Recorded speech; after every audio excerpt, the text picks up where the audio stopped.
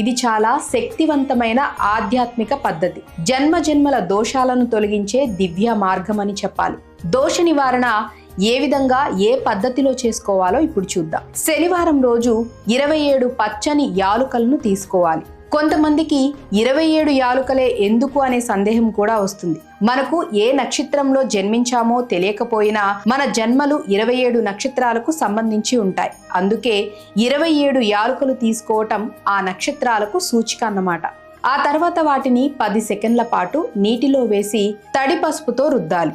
ఇప్పుడు సూదితో ఒక్కో యాలుకను గుచ్చుతూ ప్రతిసారి ఓం నమో నారాయణాయ అనే మంత్రాన్ని జపిస్తూ దండలా చేయాలి. అలా తయారు చేసిన యాల సుగంధి మాలను అభయవరద ముద్రలతో శంకుచక్ర గద ధరించిన శ్రీ వెంకటేశ్వర స్వామికి సమర్పించాలి. ఈ విధంగా 8 శనివారాలు వరుసగా చేయాలి.